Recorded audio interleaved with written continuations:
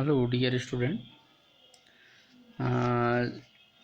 Today we are discussing about जो एक sequence चल रही थी इसमें साइकस में हमने सबसे पहले साइकस कहाँ पाया जाता है, उसकी एक्सटर्नल मॉर्फोलॉजी के बारे में पढ़ा, डिस्ट्रीब्यूशन के बारे में पढ़ा, मेजर्स और कैरेक्टरिस्टिक्स के बारे में पढ़ा। और जब मॉर्फोलॉजी रूट स्टेम और लीफ की मॉर्फोलॉजी के बारे में पढ़ रहे थे, today we are discussing about the anatomical features of cycas. और फर्स्ट इसमें है आपकी रूट जड़। साइकस में जो रूट पाई जाती है इसको anatomically it is differentiated between epidermis, cortex and central vascular system.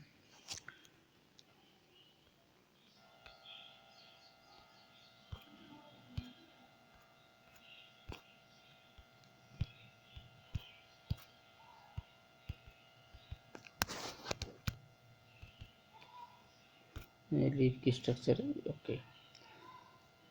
तो जो नॉर्मल जो रूट है इसमें दो प्रकार की रूट है पाई जाती है, जैसा कि हमने पहले भी डिस्कस किया था एनाटोमी में। एक तो नॉर्मल रूट और एक कॉर्लोइड रूट।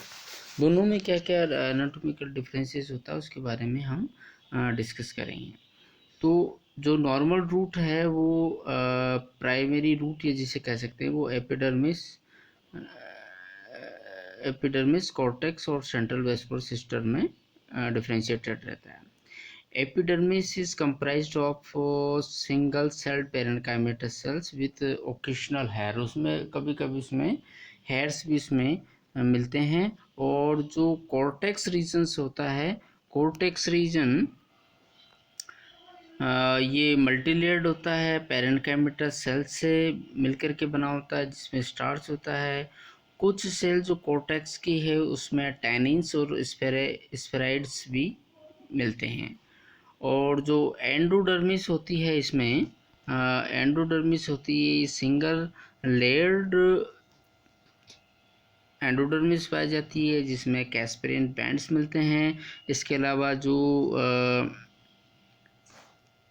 पेरिसाइकिल है ये पेरिसाइकिल मल्टी लेयर्ड होती है। और स्टील जो है वो क्या होती है, डाईआर्क टू पेंटार्क और पॉलीआर्क कंडीशंस हो सकती है depending on the species. Secondary growth जो होती है इसमें बहुत ही नॉर्मल होती है। इसके अलावा जो ट्रैकिड्स और ट्रैकिड्स जाइलम में ट्रैकिड्स इसमें प्रेजेंट होते हैं, वेसल्स इसमें एब्सेंट होते हैं। एज यूजुअल फ्लोएम में भी कंपेनियन सेल्स इसमें एब्सेंट होगी। ट्रैकिड्स दो प्रकार की होती है, स्पाइरल एंड स्केलेरिफोर्म थिकनिंग जो प्रोटोजाइलम में पाई जाती है, और मेटाजाइलम में रेटिकुलेट और पिटेट थिकनिंग प्रकार की पाई जाती है।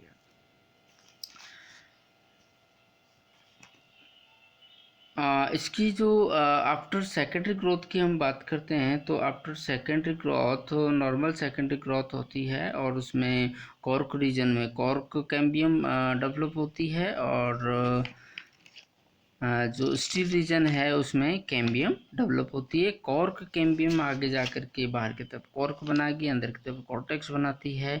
और कैम्बियम जो है वो वेस्कुलर कैम्बियम में वो अंदर की तरफ जाइलम और बाहर की तरफ फ्लोएम बनाती है एज यूजुअल, जैसा कि नॉर्मल सेकेंडरी ग्रोथ में होता है।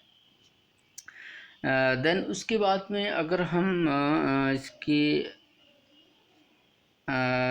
कोरोलॉइड रूट की बात करें तो कोरोलॉइड रूट मोर और लेस इसकी जो प्राइमरी रूट है उसी की तरह होती है, लेकिन इसकी सबसे इम्पोर्टेंट क्या है, इसके जो कॉर्टेक्स रीजन है, कॉर्टेक्स रीजन में तीन पार्ट में डिवाइडेड रहता है, आउटर कॉर्टेक्स, मिडिल कॉर्टेक्स और इनर कॉर्टेक्स।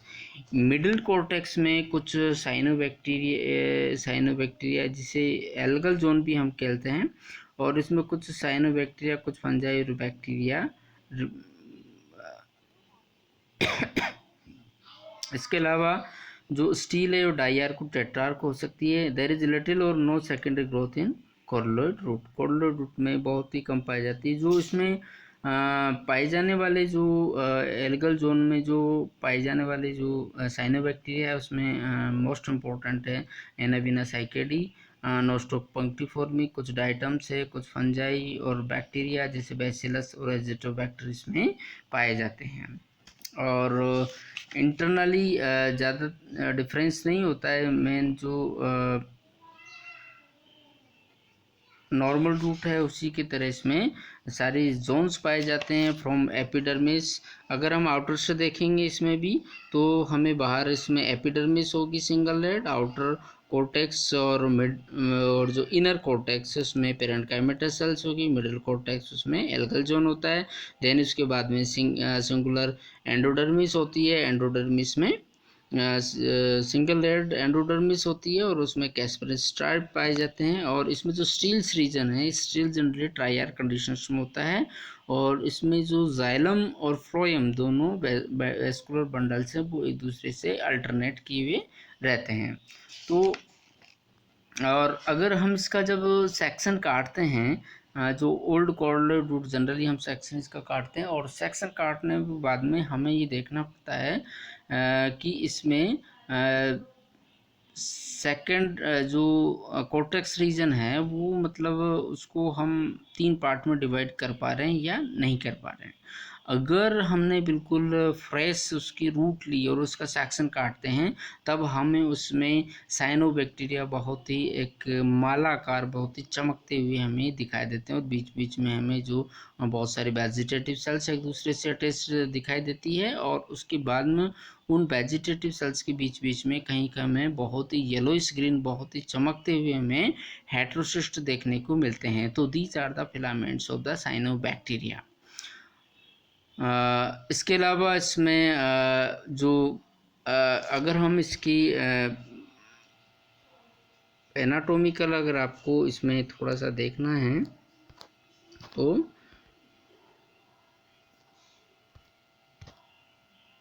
ये देखिए, इसमें यहाँ पर हमने जो पहले पढ़ा था एक्सटर्नल मॉर्फोलॉजी में, और यहाँ पे अगर हम देखेंगे इसमें तो जो ये कॉर्लोइड रूट है, कॉर्लोइड रूट डाइकोटोमसली ब्रांच होती है, कुछ कुछ इसकी अदरक जैसी अपीयरेंस हमें देखने को मिलती है।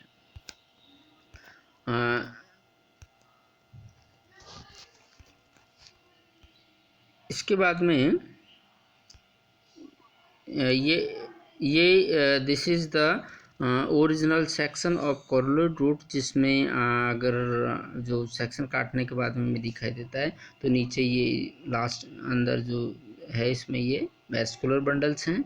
और यहाँ पर अगर आपको ये सेल्स दिखाई दे रही है बीच में बिल्कुल 3 लाइंस में बनाते हुए, तो इसको हम ये एक्स वाई जो दिख रखा है वो जाइलम है और इसका अल्टरनेट करते हुए फ्लोएम है। और यहाँ पर आप बहुत ही आसानी से देख सकते हैं ओसी मतलब आउटर कॉर्टेक्स, ये सेंट्रल जोन है और ये इनर कॉर्टेक्स है। और सेंट्रल जोन्स में जब हम इसको देखते हैं तो बहुत ही मतलब कोशिकाएं बड़ी बड़ी होती है और उन कोशिकाओं के बीच में एयर स्पेस डेवलप हो जाता है और उस एयर स्पेस को ऑक्यूपाइड करते हैं ये डिफरेंट टाइप की जो एल्गल या बैक्टीरिया या कुछ डाइटोन्स वगैरह इसमें इन्वेड इसको करते हैं। अब इसमें इसका एग्जैक्ट साइकस को क्या फ़ायदा है, क्या नुकसान, इसके बारे में हम ज़्यादा डिटेल्स नहीं है। ये सिम्बायोटिक है या वन वे ट्रॉफ है, लेकिन ऑब्वियसली ये एक सिम्बायोटिक एसोसिएशन होना चाहिए, क्योंकि जब भी साइनोबैक्टीरिया का अगर एसोसिएशन है that means they are able to manufacture nitrogen. और चूँकि nitrogen is very essential elements for the growth of any plants, तो वहाँ पर से अगर इसमें सिम्बायोटिक इसमें साइनोबैक्टीरिया का एसोसिएशन है, then cyanobacteria provide the nitrogen to the parents plants and in इसके जो साइकस प्लांट्स पेरेंट्स प्लांट्स हैं वो उसको जो फोटोसिंथेसिस के दौरान जो कार्बोहाइड्रेट वगैरह का फॉर्मेशन होता है उसको ये प्रोवाइड करता है। इसके बीच में ये कुछ ब्लैक सेल्स आपको दिखाई देती है, टैनिन फिल्ड सेल्स हैं, कुछ स्टार्च फिल्ड सेल्स हैं। और ये बहुत ही आप बाहर देखेंगे तो ये सिंगल एपिडर्मिस है, ये कॉर्टेक्स रीजन है। कॉर्टेक्स रीजन में जनरली जो सेल्स है वो पेरेन्काइमेटा सेल्स है, कहीं भी इसमें स्क्लेरेन्काइमेटस स्ट्रक्चर आपको नज़र नहीं आ रही है। तो this is about the internal structure of root of Cycas. और दूसरी जो नेक्स्ट जो वीडियो है उसमें नेक्स्ट जो हमारी एनाटॉमिकल स्ट्रक्चर है उसके बारे में